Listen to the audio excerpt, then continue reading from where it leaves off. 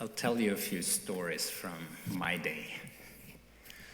One lady that stood out, African American, and before I really looked at her, she was on her knees looking up at me, and I thought, whoa, on her knees.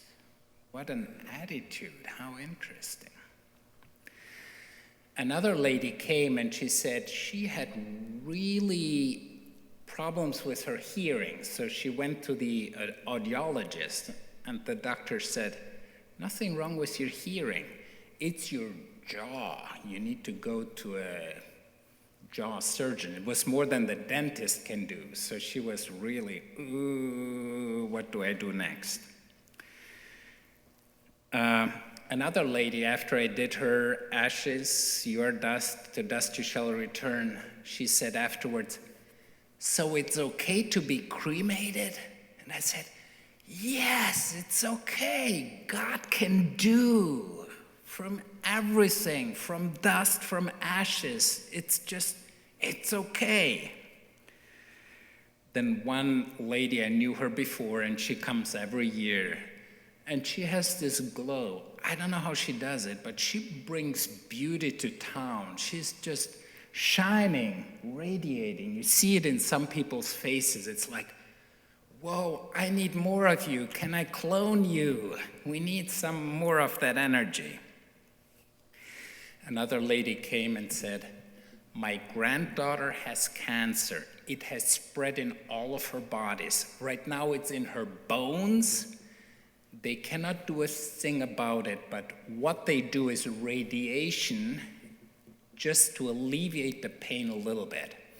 And right now, hospice comes in. So this week, hospice comes in to help her deal with it. Now, this is her granddaughter who has 2 little children. And at the same time, she just heard over this weekend that she will be great-grandma in September of twins. That's when I talk like, whoa, deep loss and excitement, and she's kind of, whoa. It's both often, as it is in life. Then one lady came and said she really, really struggles with her son. She's paying her son's bills, and he's looking for the ideal job, and the ideal job is not there, and I wish I had said, he needs a kick in the butt. You just throw him out and let him wake up on his own. So then besides doing just the ashes, I also said a blessing for people, like God bless you and shine on you and smile on you and lift you up, be the wind underneath your wings, and give you deep peace. And this one lady said, I really need that deep peace, that deep peace. Then I heard a lot about the Methodist Church, how they're struggling, and it's over the LGBTQ. So some local churches vote right now to disaffiliate, to break away from the Methodist Church, and either become independent or affiliate with the Global Methodist Church. That's the more conservative church. So they're going through these struggles, and my colleagues said, it's getting ugly. It's getting really ugly. And the image I'm getting is, it's like parents fighting fiercely, divorcing, and it's ugly. So I could feel that pain, that struggle that they're going through. And what does this mean? I don't know. Oh, I got lots of thumbs up. I got waves. And many people looked quickly and looked away. And if I would have been a police officer, I could have made a ton of money, because so many texting and driving right there.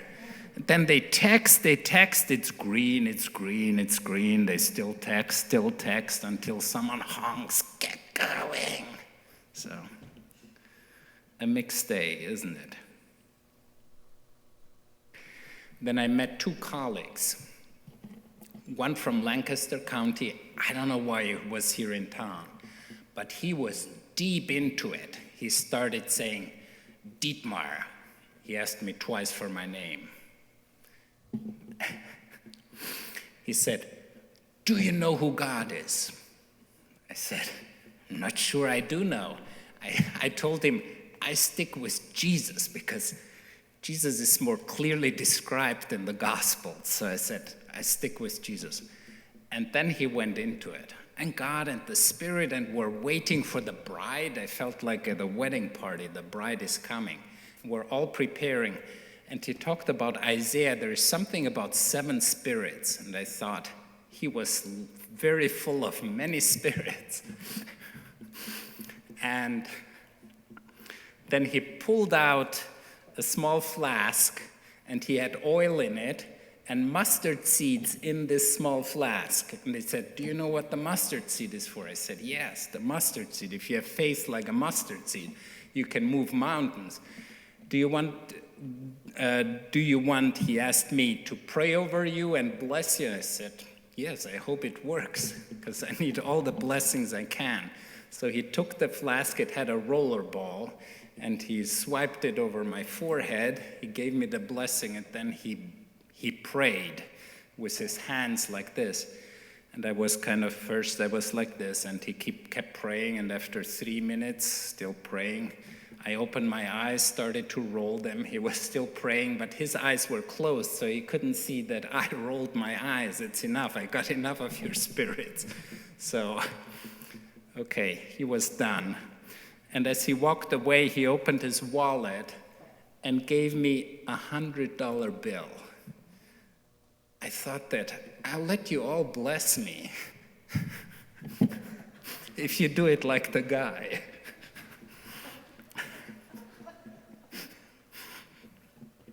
I have proof. It's right there. It goes right to our SAC food ministry.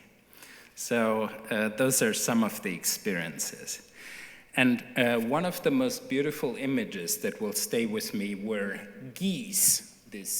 I think you call them flock. You call them flock. These were not low-flying geese. They were really high. They were this tiny, but they were like in a V shape, and they were there were definitely way more than 100. So how I usually count geese is, I count the first 10, and then I see about how many 10s are in there. So there were lots of 10s, lots of dozens of geese there. And they were just going on, and as you know geese, one is the leader goose. They take turns because it's tough to be the first one. The other ones use the path that the first one kind of glides through. And they honk to encourage the first one, cheering the first one on, and then they take turns. And so that's an image that will stay with me from today. So. Now to the scripture reading and to what we are here for. The message is entitled, What Do You Worry About? And What Will You Give Up? What do you worry about? And what do you want to let go and give up? Think about it.